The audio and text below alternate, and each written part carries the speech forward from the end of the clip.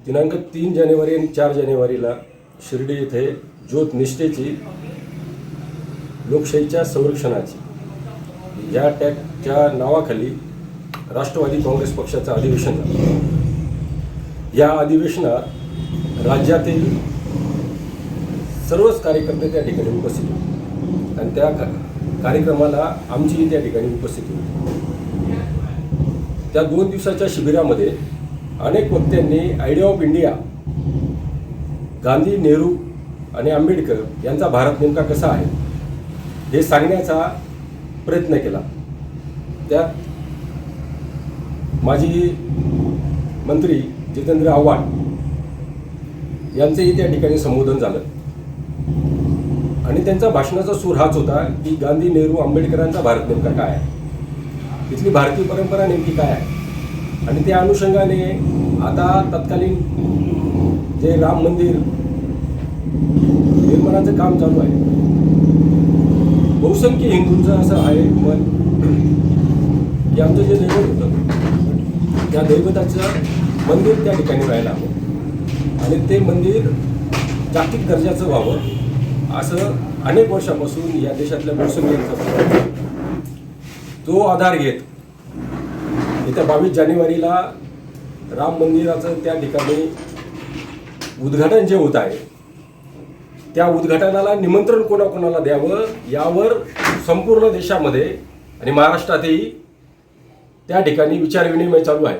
रोज अनेक गोष्टींचे खुलासे वेगवेगळे राजकीय पक्ष त्या ठिकाणी करत आहेत। मग कोणी जावं न जावं या विषयाला धरून त्या ठिकाणी आव्हाड साहेबांनी त्या ठिकाणी संबोधन केलं आणि त्यांनी सांगितलं की रामाच्या मंदिराचं उद्घाटन करायला किंवा देवाच्या ठिकाणी भक्ताला जाण्यासाठी निमंत्रणाची काही गरज नाही आणि ते निमंत्रण जर कोणी देत असेल तो देव काही त्यांचा नाही। त्या अनुषंगाने ते एक विधान होतं आणि मग त्यांनी सांगितले की राम नेमका कसा आहे आणि एक असं आहे की जो सगळ्यात आपल्या हृदयाच्या जवळचा असतो त्याला आपण एकेरी नावाने उल्लेख करतो आणि म्हणून त्यांनी एकेरी नावामध्ये रामाचं सांगितले की राम हा कसा सर्वसामान्यांचा होता, राम हा क्षत्रिय होता, राम हा असा राजा होता की जो दीनदलितांची, शोषितांची त्या ठिकाणी काळजी घ्यायचा। राम हा असा राजा होता की जो वडिलांच्या वचनापायी त्याने राज्यत्याग त्या ठिकाणी केला आणि त्याने वनवासाला जाणं पसंत केलं आणि तो अँगल घेऊन किंवा ती बाजू घेऊन आव्हाड साहेब हे पण बोलले की ज्यांनी वयोवृद्ध बापाला सोडलं आणि नवीन पक्षात स्थापन झाले, नवीन पक्षात गेले तर यांना राम पसतो का, हा राम आहे का। आणि ते सांगत असताना त्यांनी सांगितलं की राम हा वनवासात राहत होता आणि तो आम्ही जो आहार करतो आज तोच आहार राम पण करायचा, तो मांसाहारी आहे। यावर मागच्या 3-4 दिवसामध्ये महाराष्ट्रात जे रणकंदर माजलेलं आहे त्या संदर्भात आमची भूमिका स्पष्ट आहे। मुळात कोणी काय खावं, कोणी काय खाऊ नये याच्यावर अनेक वादविवाद मागच्या काही वर्षांमध्ये या देशात घडत आहे आणि मुख्यत्वे 2014 पासून या देशामध्ये एक सांस्कृतिक दहशतवाद त्या ठिकाणी निर्माण केला जात आहे। एका विशिष्ट रंगामध्ये हा देश रंगवण्याची भाषा केली जात आहे। हीच कपडे घालावी, ही कपडे घालू नये, हाच आहार करावा, हा आहार करू नये, असंच बोललं पाहिजे, असं बोलू नये हे सांगितलं जात आहे। ते आधी छुप्या आवाजात होत होतं, आता ते अधिक मोठ्या आवाजात आणि सार्वजनिक स्वरूपात ते केलं जात आहे आणि हे भयकारी आहे। कारण आपण जे संविधान स्थापन केलेले आर्टिकल 19 आपल्याला सगळ्यांना आपल्या आवडीचं आहार करण्याची परवानगी देतं आणि जर मांसाहार खराब असेल, मांसाहार नालायक असेल तर या देशातले मांसाहारी लोकांनी काय करावं हा त्या निमित्ताने उभा राहिलेला एक प्रश्न आहे। राम हा त्या काळचा होता, कार्बन डेटिंगनुसार रामायणाचा काळ हा जवळपास इसवी पूर्व 1000 वर्षाच्या अगोदरचा आहे। म्हणजे आजच्या साधारण 3,500-4,000 हजार वर्षापूर्वीचं रामायण त्या ठिकाणी घडलेलं आहे। आजच्या 3,500-4,000 हजार वर्षापूर्वी त्यावेळची परिस्थिती नेमकी काय होती हे आपण समजून घेतलं पाहिजे। पण वाचन, पुस्तक, बुद्धी यांचा आणि अंधभक्तांचा कुठेही संबंध लागत नाही। ते लॉजिकली बोलत नाही, तार्किक विचार करत नाही। मेंदू नसलेली जमात नावाची एक नवीन जमात त्या ठिकाणी निर्माण झालेली आहे आणि हे साधारणपणे हे बुद्धिभेद करतात, भावनेच्या गोष्टी सांगतात। पण आम्ही जो राम खरा खुरा आहे तो राम आम्ही मान्य करतो. त्या रामाच्या बाजूला एका बाजूला सीताई आहे, दुसऱ्या बाजूला लक्ष्मण आहे आणि पायथ्याशी हनुमान आहे. हा राम आम्हाला प्रिय आहे. त्यांचा राम फक्त एकटा आहे आणि हातात धनुष्यबाण घेतलेला आहे आणि आक्रमक असा राम त्यांनी दाखवलेला आहे. आमचा रामाचे जे हात उचलले गेलेले आहेत ते आशीर्वादाचे हात आहे. असा राम आम्हाला माहीत आहे. जो खेड्यापाड्यात आहे तो भेटल्यानंतर एकमेकांना अभिवादन करताना आपण राम राम म्हणतो. हे जय सियाराम म्हणतात, जय श्रीराम म्हणतात. आणि इथला माणूस जो म्हणतो तो रामाच्या आधी सीता लावतो. आम्ही जय सियाराम म्हणणारे लोक आहोत. हा फरक आहे आणि तो रामाच्या संदर्भातलाही सगळ्याच बाबतीत फरक आहे. या देशाकडे बघण्याचा जो त्यांचा दृष्टिकोन संकुचित आहे तो आमचा व्यापक आहे आणि ते आम्हाला गांधी, नेहरू, आंबेडकर यांनी दाखवलेलं आहे. त्या संदर्भातले अनेक इथं दाखले मला देता येतील की रामायणमध्ये नेमकं काय होतं. त्यावेळी जे रामायण आम्ही ऐकलेलं आहे वाल्मिकांचं, त्या वाल्मिकाच्या अयोध्याकांडामध्ये हे सगळं आलेलं आहे आणि त्याची आता श्लोक नंबर 13-16 याच्यामध्ये त्यांनी क्लिअर कट असं सांगितलेलं आहे की राम हे त्या ठिकाणी हरण खात होते आणि मांसाहार करत होते. हे काही वाईट नाही. आजही आम्ही मांसाहारी लोक आहोत.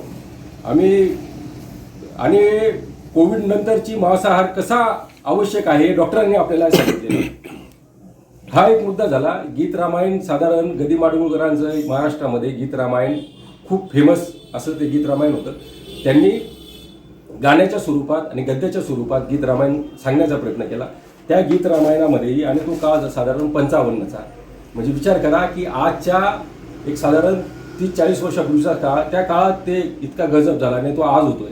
इतकं संकुचित हे भारत आणि महाराष्ट्र यांनी करून ठेवलेलं आहे. कुठे नेऊन ठेवला भारत माझा, महाराष्ट्र माझा, ही आज विचारण्याची वेळ आलेली.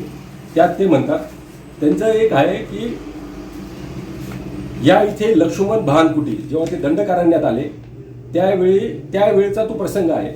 आणि शेवटच्या त्या पद्यामध्ये त्यांनी असं सांगितलेलं आहे, जानकीसाठी लतिका कलिका तुझ्या माझ्यासाठी बक्षस आहे का. उभय लापते वनात एक पोचलो तेथे ती शुभची घटी. जमव सत्वरी काष्टे कणखर कुठं या स्थळी विनवू सुंदर. शाखा पल्लव मुरीवर रेखू या चित्रे गगन. ते म्हणतात की इथे दंडकारण्यामध्ये प्राणी खूप आहेत. तुझं लक्ष्मणा तुझा बाण आणि तुझं धनुष्य तयार ठेव. इथं अनेक हिंस्र पशु आहेत की तुझ्या माझ्यासाठी ते आपल्या अन्नासाठी चांगलं होऊ शकतं असं. आणि हे गाणारे कोण आहेत. हे गाणारी जी लिहिणारे जे आहेत गदी माडगुळकर. आणि गदी माणसं जे आहे ते काही म्हणजे खूप पुरोगामी होते किंवा रामाचा द्वेष करणारे होते असं नव्हतं. तर हा इतिहास आपण समजून घेतला पाहिजे आणि हा इतिहास पाडोपाणी आहे. पण भारतीय जनता पक्षाचं दुर्दैव असं आहे की ते जे इतिहास सांगतात तसा इतिहास नाही. हे त्यांचं दुर्दैव आहे. आणि इतिहास जसा आहे तसं आम्ही मानतो. हे आमचा अभ्यासाचा भाग आहे. हा फरक आहे आणि हा फरक असाच राहावा. ह्या देशाच्या वैविध्याचा आपण सन्मान करावा. जे आपण जनगणाबरोबर प्रतिज्ञा जे म्हणतो, इथं विविधतेने नटलेल्या परंपराचा पायी होण्याची पात्रता माझी अंगी यावी म्हणून हा पहिलीचा आणि दुसरीचा विद्यार्थीही सांगेल. ते जे शहाणपण त्या लहान बालकाला त्या विद्यार्थ्याला शाळेतल्या जाणाऱ्या तरुणाला आहे त्या ह्या भक्तांना नाही, हे खेदाने या ठिकाणी नमूद करावं लागतं. राम मंदिरची उभारणी करा पण त्याचबरोबर रामाचाही आदर्श घ्या. जिसके मन में रावण मारे वही उसका राम है असं जे म्हटलेलं आहे, तर ते त्यांनी त्यांच्या मनातला द्वेष काढावा, रावण काढावा आणि सगळ्यांना समदृष्टीने बघण्याची दृष्टी हा राम त्यांना द्यावं, हीच या ठिकाणी आम्ही अपेक्षा करू शकतो. या पलीकडे आमचं या संदर्भातलं दुसरं काहीही म्हणणं नाही. तो राम आम्हाला कालही प्रिय होता, आजही प्रिय आहे आणि उद्याही प्रिय आहे. जर राम मांसाहारी होत असेल किंवा तो शाकाहारी राहत असेल तरी आमचं काही हे नाही. त्याचं व्यक्ती स्वातंत्र्य होतं ते रामाचं आणि यांनी प्रत्येकाचं व्यक्ती स्वातंत्र्य जपावं आणि ते जपत असताना त्याच्यावर प्रेम करणं शिकावं. मुळात मी तुम्हाला तेच सांगितलं की याची जी सुरुवात झाली होती ती गांधी, नेहरू, आंबेडकर आणि त्याचबरोबर पुरोगामी महाराष्ट्राला पुरोगामित्व का म्हटलं जातं त्याचा तो सांगण्याचा तो उहापोह होता. आणि त्यांनी सांगितलं की राम कसा आमचा आहे हे सांगण्याचा त्यांनी त्या ठिकाणी प्रयत्न केला. तुम्ही जे एका रेषेमध्ये राम रंगवत आहे तेच त्यांना फोडायचं होतं आणि ते सांगण्याच्या याच्यामध्ये त्यांनी ते सांगितलं. त्यानंतर त्यांनी हे पण सांगितलं की तुम्ही जसं म्हटलं की त्यांनी भावनेच्या याच्यामध्ये की जर लोकांच्या काही भावना दुखल्या असतील तर त्याबद्दल त्यांनी दिलगिरी व्यक्त केली होती, खेद त्या ठिकाणी व्यक्त केला होता. आणि हे त्यांचं मनाचं मोठेपण आहे की ठीक आहे की बहुसंख्य ज्यांचं म्हणणं असेल तर मी माझे शब्द त्यांनी मागे नाही घेतले, पण त्याबद्दल माझे जर बोललं गेलं असेल सार्वजनिकरित्या तर त्याबद्दल त्यांनी खूप व्यक्त केला होता. दुसरी गोष्ट, रोहित पवारांच्या संदर्भात तुम्ही जे विचारलं त्यांचं म्हणणं तेच होतं जे आम पब्लिकचं आहे. आणि म्हणजे सुदैवाने आम्ही अशा पक्षात आहोत की तिथं लोकशाही आहे. लोकशाहीमध्ये एकमेकांचा स्वतंत्र विचार असू शकतो आणि तो स्वतंत्र विचार ठेवण्याचं स्वातंत्र्य त्या व्यासपीठावर राष्ट्रवादीमध्ये आम्हाला दिलं जातं. आणि म्हणून त्या ठिकाणी ते बोलले की हा मुद्दा इतका महत्त्वाचा नाही आहे जेवढा की याच्यातली बेरोजगारी, त्यानंतर महिलांवर होणारे अत्याचार आणि महागाई हे प्रश्न खूप मोठे आहेत. ह्या प्रश्नांवर आपण लक्ष द्यायला पाहिजे, ह्या प्रश्नांवर भांडलं गेलं पाहिजे, ह्या प्रश्नांवर जा विचारला पाहिजे. ते राम मंदिरामध्ये आपल्याला गुंतवत आहेत तर तो तर रामाचा आपण आशीर्वाद गुंतवतो हे गरूच, पण राम राज्य नेमकं कसं असायला पाहिजे तर त्यावर विचार विनिमय व्हायला पाहिजे. आणि हेच राम राज्य आहे की सर्वसामान्य माणसांना त्या ठिकाणी आधार वाटला गेला पाहिजे आणि जो वरती बसलेला आहे त्याचं राज्य खरोखरही आपलं राज्य आहे हे असं वाटायला पाहिजे. आणि म्हणून ते तसं वाटत नाही, कारण आता मोदी सरकारने जो रथ फिरवलेला आहे मोदी सरकार या नावाने, तर लोक दगड मारतायत त्या रथावर आणि ते विरोध करतायत. त्याचं म्हणणं एकच आहे की हे मोदी सरकार आलं कुठून, हे भारत सरकार असायला हवं. म्हणजे लोकांचा आक्षेप आणि राग इतका प्रचंड आणि भयंकर आहे.